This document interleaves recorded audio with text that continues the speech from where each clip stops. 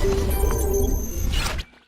चलिए बेटा अपन next gland के बारे में बात करते हैं। अपन ने जो अभी तक ग्लैंड्स पढ़ी हैं वो कौन कौन सी ग्लैंड्स पढ़ी हैं अपन ने सबसे पहले तो पढ़ा पिट्यूटरी ग्लैंड के बारे में, ठीक है। पिट्यूटरी ग्लैंड के बाद अपन ने पढ़ा थायराइड, थायराइड के बाद अपन ने पढ़ा पैराथायराइड, पैराथायराइड के बाद अपन ने जो बात करी एड्रिनल ग्लैंड की और थाइमस के बारे में अपन ने पढ़ लिया, ठीक है। अब अपन नेक्स्ट ग्लैंड की बात कर रहे हैं। नेक्स्ट ग्लैंड जो है वो है पीनियल ग्लैंड। नेक्स्ट जिस ग्लैंड की बात कर रहे हैं इसको अवशेषी तीसरी आंख कहते हैं, तीसरा नेत्र है, तीसरी आंखें अवशेषी। तो यहाँ पर बीच में होती है एक्चुअली, ये जो मस्तिष्क में होती है, मस्तिष्क में जो अग्र मस्तिष्क का डायनसेफेलॉन वाला भाग होता है वहां पर होती है, जो यहाँ पर आपने देखा होगा शंकर भगवान में एक्टिव थी, ठीक है। वही है जो कि अभी पूरी तरह से क्या हो चुकी है, वेस्टिजियल हो चुकी है, अवशेषी हो चुकी है। अब ये मस्तिष्क के अंदर इसका एक छोटा सा भाग बचा हुआ है, ब्रेन के अंदर मस्तिष्क के अंदर जो है इसका एक भाग बचा हुआ है, ठीक है। तो ये अवशेषी तीसरी आंख होती है। हमने कहा ये अग्र मस्तिष्क वाले भाग में होती है। भाई अग्र मस्तिष्क वाले भाग में होगी अगर, तो हम इसकी उत्पत्ति क्या बोलेंगे? हमने क्या बोला था, जो चीज मस्तिष्क में है उसकी उत्पत्ति एक्टोडर्म से होगी। इसकी उत्पत्ति कैसी होगी? एक्टोडर्मल होगी, ठीक है।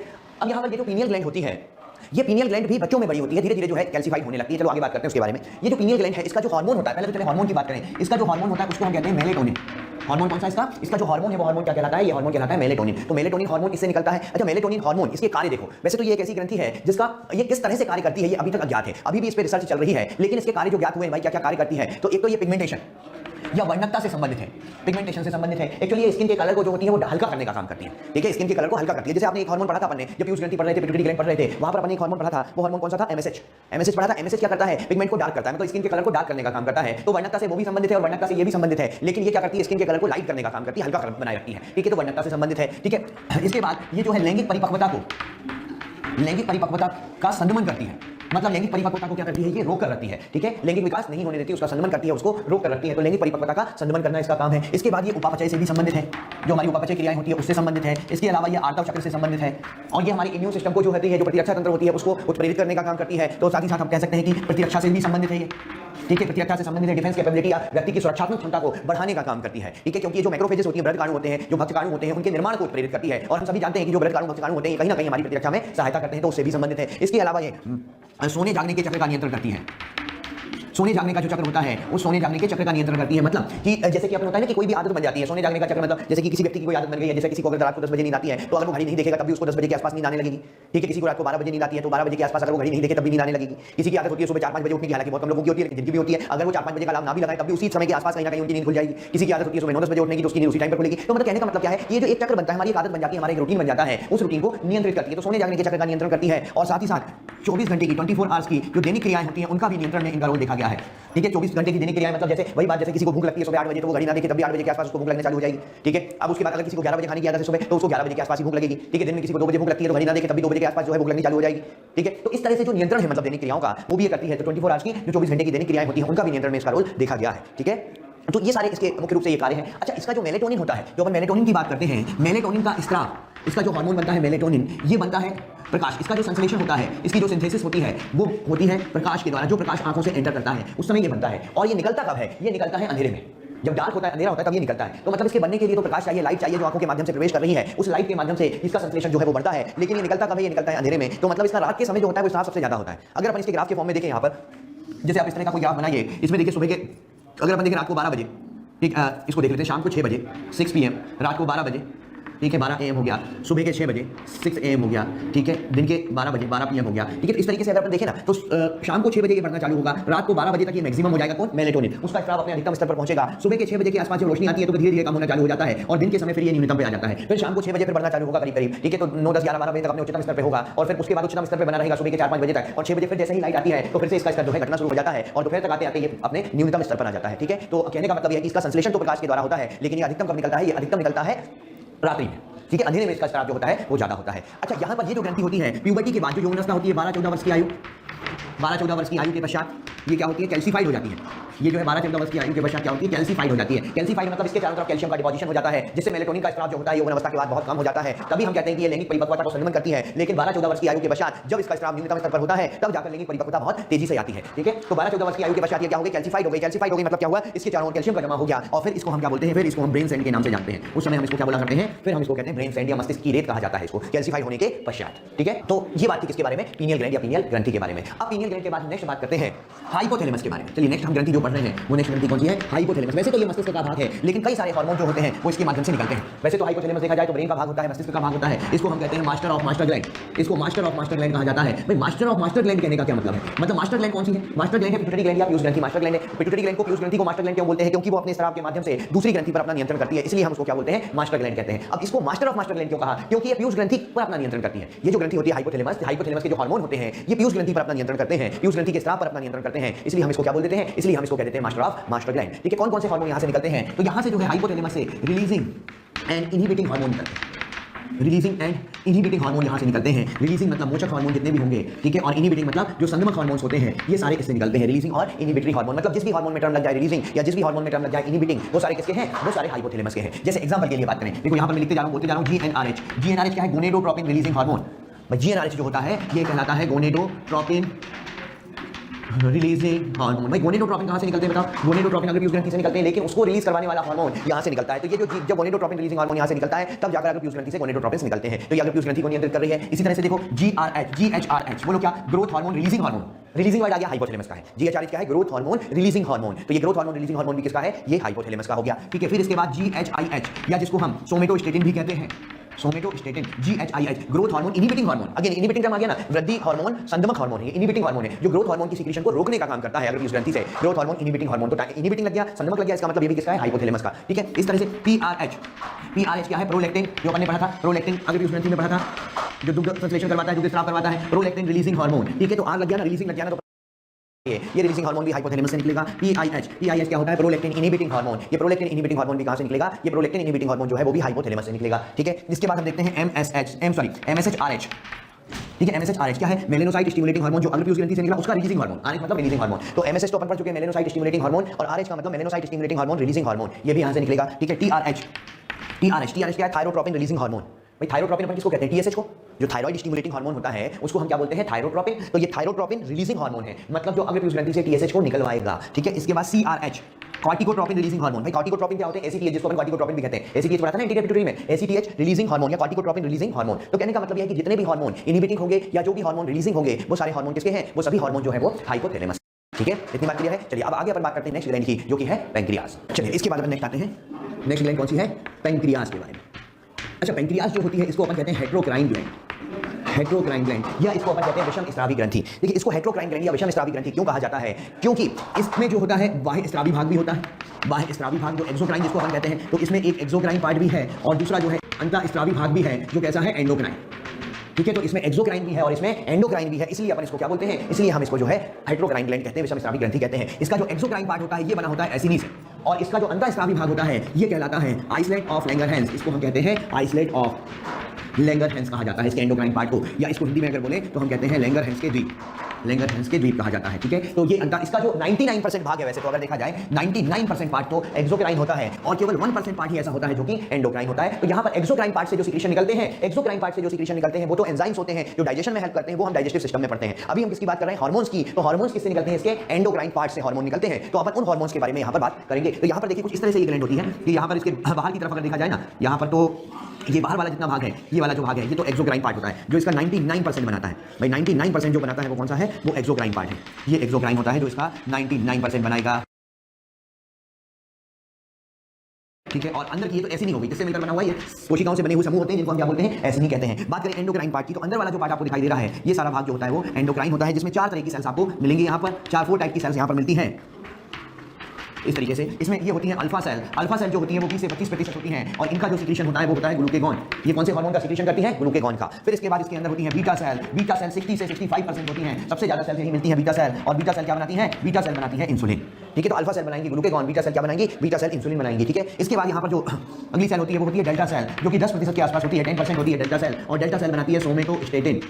अच्छा, एक सोमेटोस्टेटिन जो निकला था वो हाइपोथैलेमस से भी निकला था, जो कि ग्रोथ हार्मोन संदमक हार्मोन था। ठीक है, एक सोमेटोस्टेटिन यहाँ से निकलता है, इसका काम अलग है, दोनों ही है तो सोमेटोस्टेटिन, लेकिन दोनों के कार्य अलग अलग हैं। फिर इसके बाद यहाँ पर नेक्स्ट जो होती है वो पीपी सेल भी होती है, बहुत कम होती है पीपी सेल्स भी, बची हुई 2-5% जो बचा हुआ है वो होती है पैंक्रिएटिक पॉलीपेप्टाइड। ये जो हार्मोन बनाती है उसको हम क्या बोलते हैं? उसको हम कहते हैं पैंक्रिएटिक पॉलीपेप्टाइड। तो ये 4 तरह की सेल्स होती हैं यहाँ पर। अच्छा, इसमें सबसे ज्यादा हार्मोन कौन सा सीक्रेट होता है? तो आप देख सकते हो अल्फा बीटा सेल सबसे ज्यादा होती हैं, और इससे जो हार्मोन निकलता है वो यहाँ पर सबसे ज्यादा है। कौन सा हार्मोन है? इंसुलिन। तो सबसे पहले चलिए, इसका मतलब मेजर हार्मोन जो होता है पैंक्रियास का, सबसे ज्यादा मात्रा में निकलने वाला जो हार्मोन होता है वो कौन सा होता है? वो होता है इंसुलिन। तो अब हम बात करते हैं यहाँ पर सबसे पहले इंसुलिन के बारे में।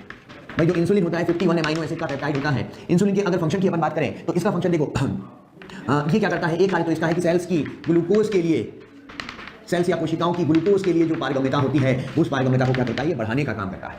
ठीक है, सेल्स की ग्लूकोज के लिए पारगम्यता को क्या बढ़ा देगा, क्या करेगा, पारगम्यता को बढ़ा देगा। अपवाद किसका है, लिवर, ब्रेन और आरबीसी। ये जनरली लिवर, ब्रेन और आरबीसी पर काम ज्यादा नहीं करता। उसके अलावा बॉडी की जितनी भी सेल्स होंगी, जितनी भी कोशिकाएं होंगी, सबकी पारगम्यता को ये बढ़ाने का काम करता है। किसके लिए, ग्लूकोज के लिए। दूसरा अगर बात करें ग्लूकोज के सेंस में तो ये हाइपोग्लाइसेमिक है। ठीक है, हाइपोग्लाइसेमिक है। हाइपोग्लाइसेमिक का मतलब क्या है, हाइपोग्लाइसेमिक का मतलब ये है कि जो ब्लड में, रक्त में जो ग्लूकोज होता है उसको कम करने का काम करता है। एक्चुअली ये करता क्या है, पहली बात तो ग्लूकोज को बनने नहीं देता ज्यादा। जैसे कि नॉन कार्बोहाइड्रेट से ग्लूकोज जो बनता है, भाई नॉन कार्बोहाइड्रेट से ग्लूकोज बनने की क्रिया को क्या बोलते हैं, ग्लूकोनियोजेनेसिस। तो ये ग्लूकोनियोजेनेसिस को क्या करता है, कम करता है। नॉन कार्बोहाइड्रेट से ग्लूकोज नहीं बनने देता। दूसरी बात, ये ग्लाइकोजन भी नहीं बनने देता, ग्लाइकोजन से भी ग्लूकोज नहीं बनने देता। और ग्लाइकोजन के टूटने से ग्लूकोज बनता है ना, तो उसको क्या बोलते हैं, ग्लाइकोजिनोलाइसिस। तो ये ग्लाइकोजिनोलाइसिस को भी क्या करता है, ये ग्लाइकोजिनोलाइसिस को भी कम करता है। ठीक है, और जो कोशिकाएं होती हैं, जो सेल्स होती हैं, उससे ग्लूकोज के उपयोग को बढ़ा देता है।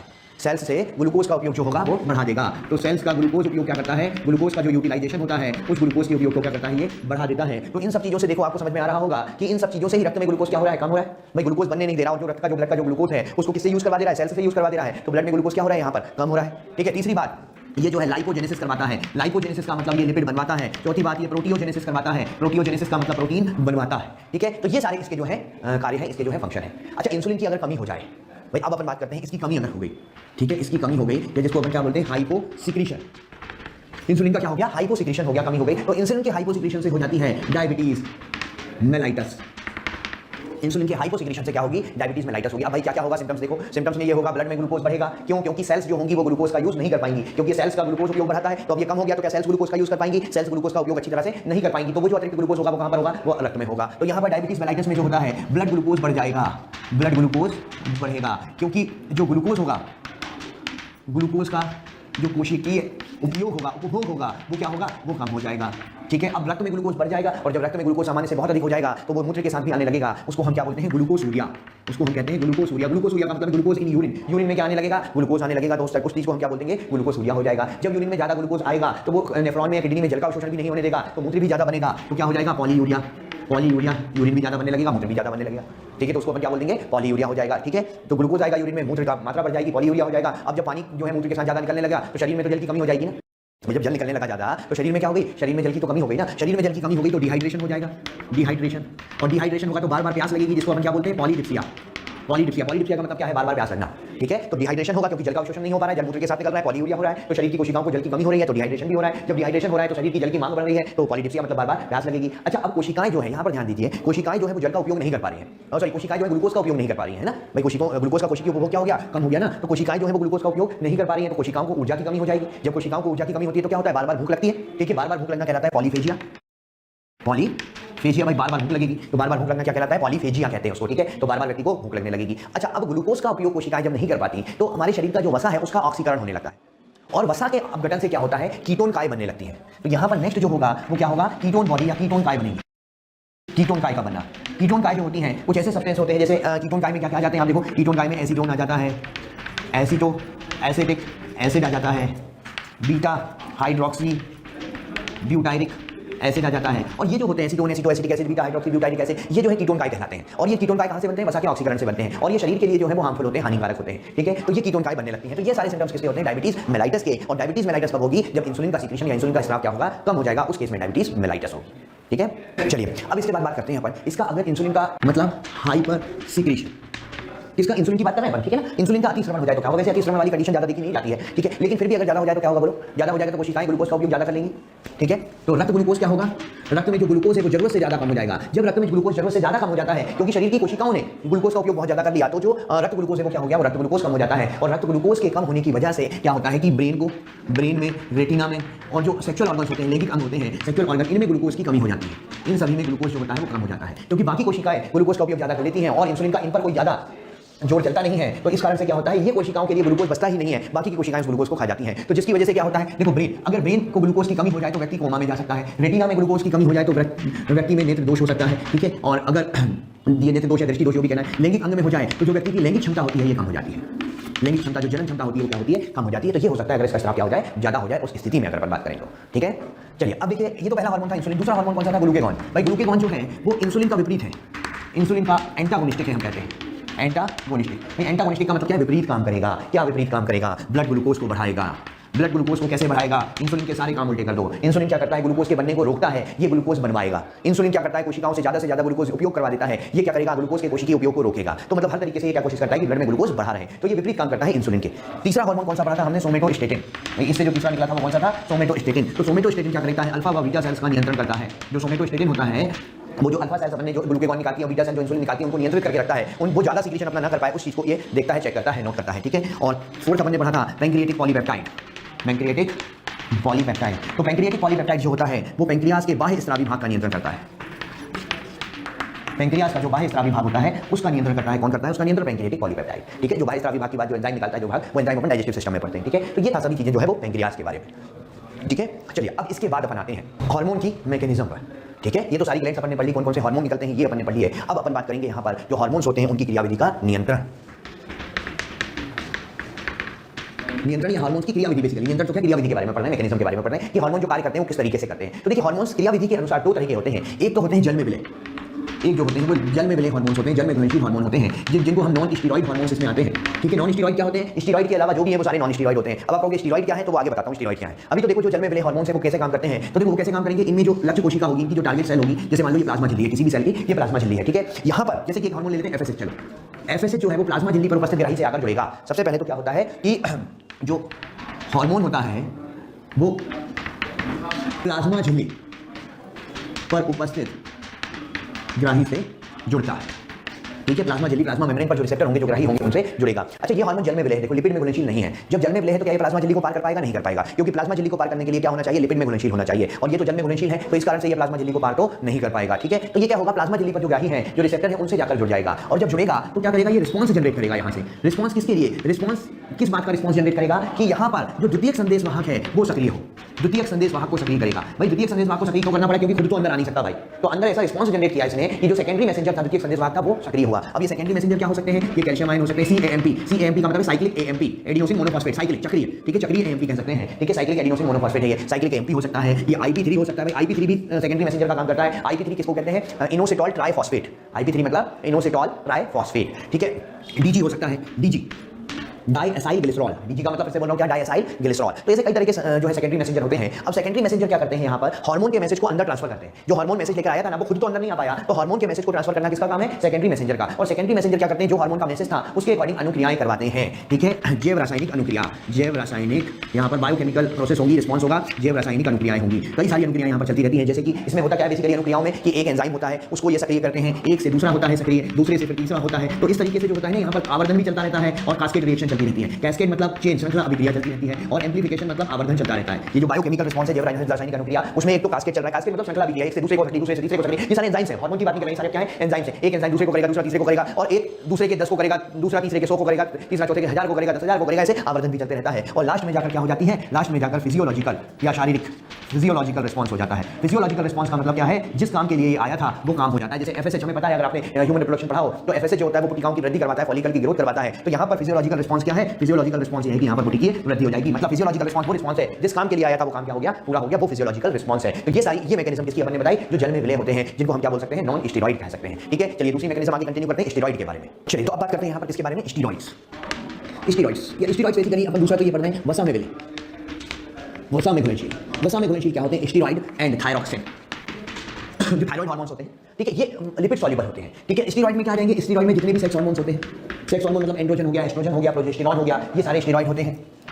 और कॉर्टिकॉइड्स जो होते हैं, कॉर्टिकॉइड मतलब एड्रीनल कॉर्टेक्स के जो हार्मोन होते हैं, ग्लूकोकॉर्टिकॉइड, मिनरलोकॉर्टिकॉइड, सेक्स कॉर्टिकॉइड, ये भी सारे क्या होते हैं? स्टेरॉइड होते हैं। तो स्टेरॉइड में एक तो सेक्स हार्मोन्स आ जाएंगे, एंड्रोजन, एस्ट्रोजन, प्रोजेस्टेरॉन या टेस्टोस्टेरोन जो भी है सारे, और कॉर्टिकॉइड्स आ जाएंगे, मिनरल जो एड्रीनल कॉर्टेक्स के हार्मोन्स हैं, और साथ ही साथ थायरॉक्सिन। ये सारे क्या होते हैं? वसा में घुलनशील होते हैं। तो जब ये वसा में घुलनशील होते हैं तो क्या होता है इनमें? देखिए आपको यहाँ से समझ में आएगा कि ये किसी कोशिका का जीनोम है, जीनोम है, ये उसके अंदर mRNA है। अब ये चूंकि वसा में घुलनशील है इसलिए ये प्लाज्मा झिल्ली को तो आराम से पार कर जाएंगे, और प्लाज्मा झिल्ली को पार करने के बाद जो साइटोप्लाज्म में इनके लिए वाहक प्रोटीन होता है उससे जुड़ेंगे। साइटोप्लाज्म में कैरियर प्रोटीन होता है, उससे आकर जुड़ जाते हैं और इनके जो रिसेप्टर होते हैं, दूसरे रिसेप्टर वो जीनोम पर होते हैं, न्यूक्लियस पर होते हैं, केंद्रक पर होते हैं। तो ये यहाँ से कहाँ आ जाएंगे, ये यहाँ से आ जाएंगे, केंद्रक पर आकर जुड़ जाएंगे और किसको डायरेक्ट मैसेज देंगे, एमआरएनए को। इनको किसी द्वितीयक संदेशवाहक की जरूरत नहीं है, क्यों? क्योंकि ये सीधे अंदर आ सकते हैं और इनके जो ग्राही होंगे, जो रिसेप्टर होंगे, वो साइटोप्लाज्म में होंगे और केंद्रक पर होंगे, ठीक है। तो केंद्रक के जीनोम पर होंगे, मतलब अब जीनोम पर आकर जुड़ गए और किसको इन्होंने मैसेज दिया, इन्होंने सीधे मैसेज किसको दिया, एमआरएनए को दिया और एमआरएनए ने फिजियोलॉजिकल रिस्पांस करा दिया। फिजियोलॉजिकल रिस्पांस मतलब जिस काम के लिए वो आया था वो काम हो गया यहाँ पर। तो इसके लिए लेकिन इनको किसी के बीच में मदद नहीं लेनी पड़ी, किसी दूसरे संदेशवाहक की, किसी दूसरे मैसेंजर की मदद नहीं लेनी पड़ी, क्योंकि ये खुद ही प्लाज्मा मेम्ब्रेन को क्रॉस करके यहाँ पर आ सकते हैं, ठीक है। तो ये डिफरेंस है दोनों में, कि वाटर सॉल्युबल में और लिपिड सॉल्युबल में, ठीक है, क्लियर। तो ये थी मैकेनिज्म के बारे में। अच्छा, अब हम कुछ अन्य अंगों की बात करते हैं, जो ग्रंथियां तो नहीं है भाई, जो अंतःस्रावी ग्रंथियों में तो काउंट नहीं होती हैं, लेकिन उनसे भी कुछ हार्मोन निकलते हैं। अन्य अंग जो हार्मोन का स्राव करते हैं, अन्य अंगों के बारे में बात कर रहे हैं जो ग्रंथियां तो नहीं है लेकिन हार्मोन का स्राव करते हैं। जैसे वृषण, आपको पता है वृषण जो है मुख्य रूप से तो जो है जनन के लिए बना हुआ है, जिसमें शुक्र जनन होता है, लेकिन ये भी हार्मोन निकलता है, टेस्टोस्टेरोन। दूसरा जो है ओवरी हो गई, अंडाशय हो गए, भाई मुख्य रूप से ये अंड जनन के लिए है, लेकिन इससे भी हार्मोन निकलते हैं, प्रोजेस्टेरॉन, एस्ट्रोजन और रिलैक्सिन भी निकलता है जब गर्भावस्था के दौरान, लेकिन रिलैक्सिन का केवल गर्भावस्था के दौरान, अदरवाइज दो ही हार्मोन निकलते हैं इससे, प्रोजेस्टेरॉन और एस्ट्रोजन। इनके बारे में डिटेल अपन ह्यूमन रिप्रोडक्शन या मानव जनन में पढ़ते हैं, तो यहाँ पर कोई डिटेल पढ़ने की जरूरत नहीं है, ठीक है। तीसरा किडनी, भाई किडनी से भी हार्मोन निकलता है, कौन सा हार्मोन, एरिथ्रोपोइएटिन। एरिथ्रोपोइएटिन निकलता है। एरिथ्रोपोइएटिन क्या करता है, आरबीसी प्रोडक्शन को बढ़ाने का काम करता है, किडनी से एरिथ्रोपोइएटिन निकलेगा, ठीक है। इसी तरह से एक्सक्रीटरी सिस्टम में अपन एक और पढ़ते हैं, हार्ट से निकलने वाला, अगर आपने स्तन तंत्र पढ़ा होगा तो एएनएफ के बारे में पढ़ा होगा वहां पर। एएनएफ क्या होता है, एट्रियल नाइट्रियूरेटिक फैक्टर, बड़ा एक्सक्रीटरी सिस्टम में एट्रियल नाइट्रियूरेटिक फैक्टर, ये जो है हार्ट से निकलता है, जो कि ब्लड प्रेशर को, अगर नहीं पढ़ा हुआ इसकी मैकेनिज्म एक्सक्रीटरी सिस्टम में, रास मैकेनिज्म में आप पढ़ लीजिएगा, ये ब्लड प्रेशर को कम करने का काम करता है, एट्रियल नाइट्रियूरेटिक फैक्टर। सोडियम के अवशोषण को कम करता है, जिसकी वजह से ब्लड प्रेशर क्या होता है, कम होता है, ठीक है। और फिफ्थ जो है हमारी जीआई ट्रैक्ट है, जीआईटी जिसको कहते हैं, गैस्ट्रोइंटेस्टाइनल ट्रैक्ट, जो हमारी आहार नाल है, गैस्ट्रोइंटेस्टाइनल ट्रैक्ट या आहार नाल जो हमारी है, उनसे भी हार्मोन निकलते हैं और वो ये सारे हार्मोन अपन कहां पर पढ़ते हैं, ये वाले, ये अपन डाइजेस्टिव सिस्टम या पाचन तंत्र में पढ़ते हैं, ठीक है। तो यहाँ पर ये कुछ फैक्टर्स थे, ये कुछ अन्य अंग थे जो कि हार्मोन का स्राव करते हैं, ठीक है। बात समझ में आ गई यहाँ पर, ठीक है। अच्छा, लास्ट में मैं आपको एक चीज और बता दूं यहाँ पर काइनिन्स के बारे में। काइनिन को हम फर्स्ट एड हार्मोन कहते हैं, फर्स्ट एड हार्मोन। इसका इन सभी किसी से संबंध नहीं है, अलग से ही है। काइनिन्स एक्चुअली हार्मोन तो है, लेकिन किसी ग्रंथि से नहीं निकलते, ये शरीर के किसी भी अंग से निकल सकते हैं। ऐसे रासायनिक पदार्थ हैं जो शरीर के किसी भी अंग से निकल सकते हैं, इनको हम क्या कहते हैं, first aid hormone. First aid क्यों कहते हैं, क्योंकि कभी भी चोट लगती है ना जब, तो ये चोट लगने के समय उस भाग में क्या करते हैं, उस भाग में वाहिनी प्रसारक का काम करते हैं, और जब वाहिनियों का प्रसार होता है तो वहाँ का रक्त दाब जो होता है, ब्लड प्रेशर जो होता है वो कम हो जाता है, और ब्लड प्रेशर जब कम हो जाता है ना, तो रक्त स्कंदन आसानी से हो जाता है। तो रक्त के स्कंदन समय को ये क्या करते हैं, रक्त का जो स्कंदन समय है उसको कम कर देते हैं, ठीक है। इसलिए इनको फर्स्ट एड हार्मोन कहा जाता है, क्योंकि जब वाहिनी का प्रसार हुआ तो रक्तदाब क्या हुआ, कम हुआ तो रक्त धीरे धीरे बहेगा, तो उसमें रक्त की क्लॉटिंग में, ब्लड की क्लॉटिंग में आसानी होगी। तो ये काम किसका होता है, ये काम होता है काइनेस, ठीक है। तो चलिए, ये था इस चैप्टर के बारे में। बाकी अगर आगे जो भी दिक्कतें होंगी वो अपन क्वेश्चन के थ्रू डिस्कस करेंगे, ठीक है। That's all about the endocrine system. Thank you.